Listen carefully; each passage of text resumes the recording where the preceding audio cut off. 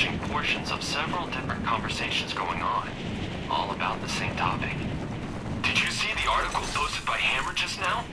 Of course I've seen it. I never imagined Hammer would get so angry he directly challenged the anonymous forger. Man, I wish that was me instead of them. Which one? Either. At least they actually have a bronze forging design. If I had one of those, I'd be among the greatest players in the game already. Or at the very least, I'd have something to offer a guild to get them to let me join them. Finn went into deep thought as he heard the discussions of some of the players standing around. After a moment, a faint smile curled up on his lips. If he's getting angry and challenging me directly, then it's clear things aren't going as well for him as he thought they would. I bet he's having to sell his equipment at near cost or even at a loss, just to stay competitive with me. All of this focus on equipment is driving the price up and making us all more money. I shouldn't be fighting with him. I should be thanking him. At the reception desk, Finn once more rented an intermediate forging room for 5 hours, starting a new round of forging and manufacturing. However, before he started forging, Finn entered the virtual center. He wanted to check the prices for Ember Point's game currency and sell some of the currency he possessed in exchange for real money. Just leaving it in his pockets was truly a waste. As soon as Finn accessed the virtual currency exchange center, his jaw dropped in shock. Am I reading this correctly?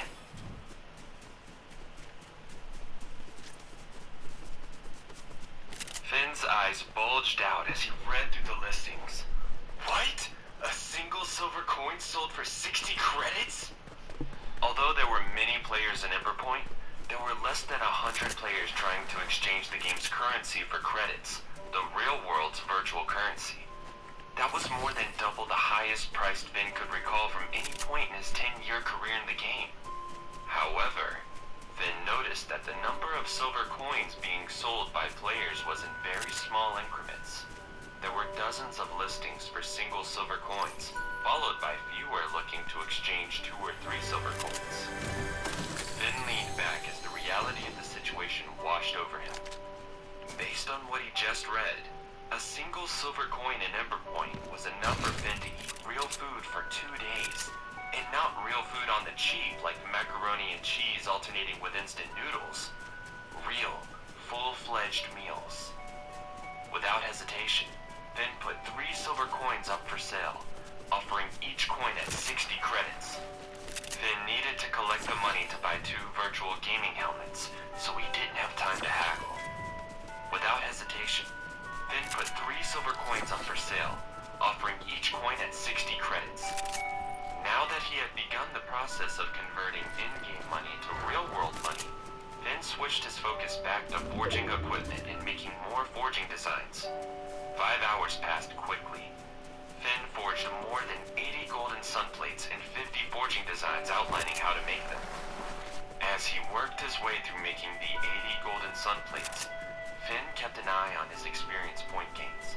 He needed to spend a total of 200,000 experience points to charge the teleportation orb, and that gap was closing fast.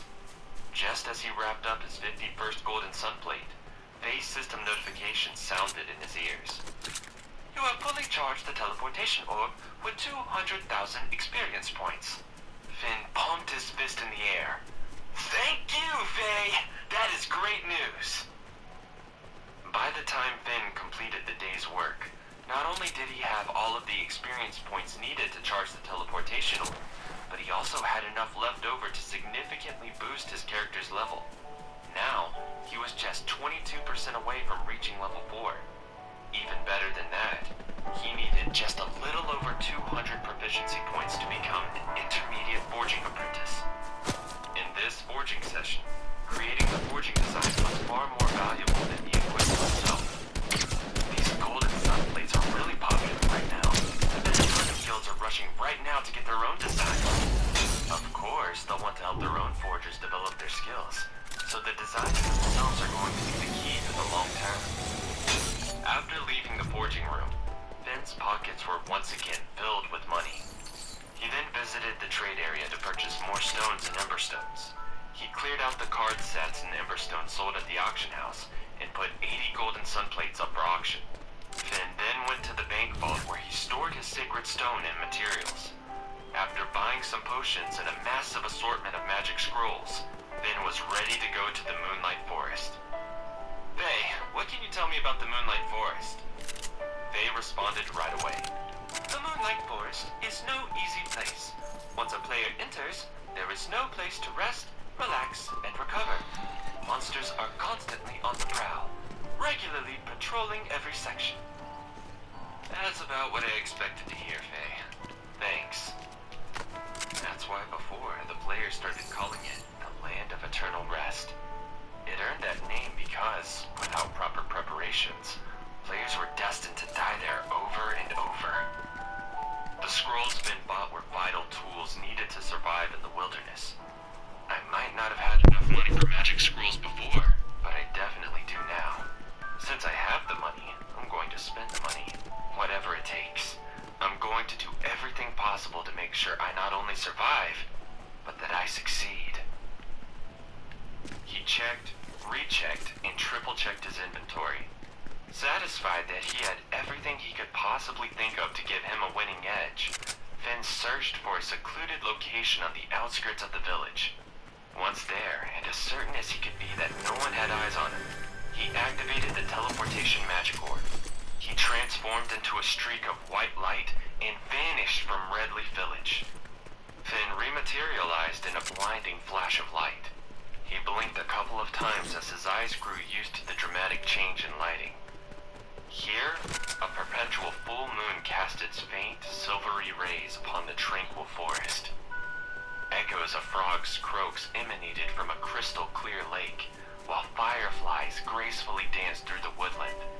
It was a scene straight out of a whimsical children's fairy tale. Here I am, at the beginning of the Land of Eternal Rest.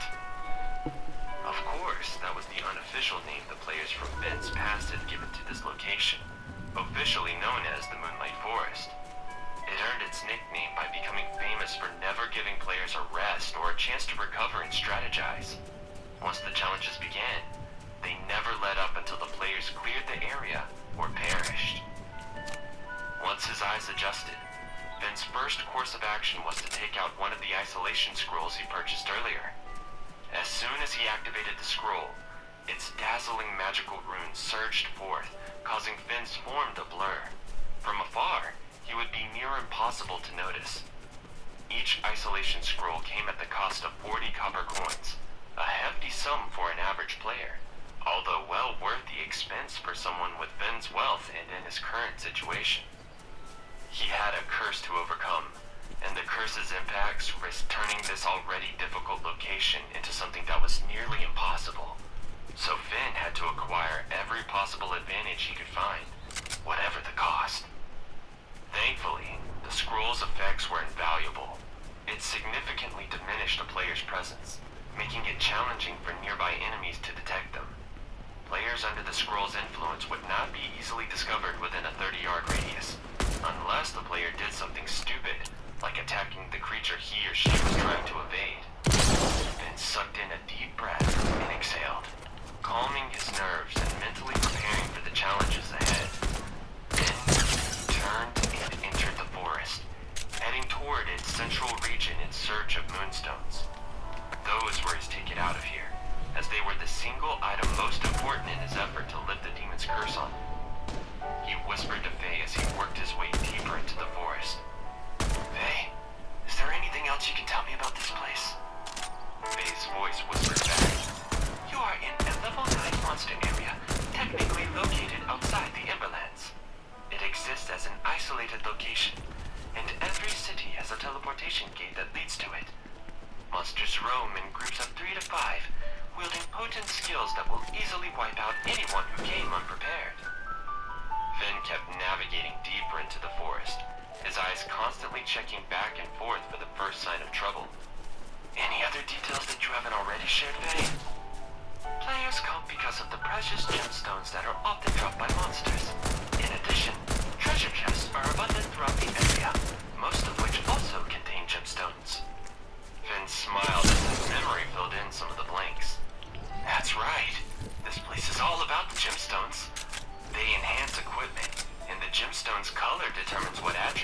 boosted. Let's see if I can remember. Red increases strength, yellow increases agility, blue increases endurance, purple increases intelligence, and green increases vitality. As intriguing as the gemstones were, Finn's current goal lay in obtaining moonstones, found exclusively in the central area of the Moonlight Forest. He proceeded cautiously, mindful of the extreme dangers of the fact that he was a mere level 3 player in a level 9 monster area. He moved slowly to remain as quiet as possible. Since he was so underpowered in this location, stealth was key. I have no room for error. If I die here, I'll have to recharge that teleportation orb from the beginning. That will take me at least another day. I'm already losing so much time to this stupid curse anyway. I can't afford to lose any more. Finn lagged so far behind the level for this location that it was crucial he avoid any confrontations with the vast majority of the monsters. He knew that somewhere nearby, level 9 shadow leopards were patrolling the forest, hiding in trees and bushes. Thanks to the isolation scroll, he hoped to elude their detection. Besides, he was here to collect moonstones, not fight monsters. He needed to get in, grab the moonstones, and get out. That's it. Occasionally, he spotted a shadow leopard, taking care to remain as silent as possible as he carefully navigated around them with wide arcs. One pesky shadow leopard continued to disrupt Finn's route, forcing Finn to double back and lose an hour just to avoid that single encounter. Eventually, he reached a vast, towering stone forest. Within this stone forest dwelled the Mountain Warriors, a group who relished the fiercest of fights. Fearless and tenacious, they zealously guarded a large trove of treasure, including the elusive moonstones. Finn recalled that these armored, gigantic creatures brandished spiked clubs that were the same size as the human players. They diligently patrolled the area, barring anyone from entering easily. If Finn ventured in recklessly, it was a guarantee that he would be spotted. Hordes of them would have rushed over, their spiked clubs capable of turning him into pulp. Finn settled in behind a row of bushes. He kept his voice at a barely audible whisper. "Faye, what can you tell me about the Mountain Warriors?" Faye's voice responded in a whisper. "A Mountain Warrior is a level 9 monster with 1,100 health points." Ah, you son of a I guess bitch. I'll have to advance even more cautiously. Finn spent hours of fruitless searching, and by the time he spent half a day in the Moonlight Forest, Finn still hadn't found a safe passage to penetrate the heart of the forest.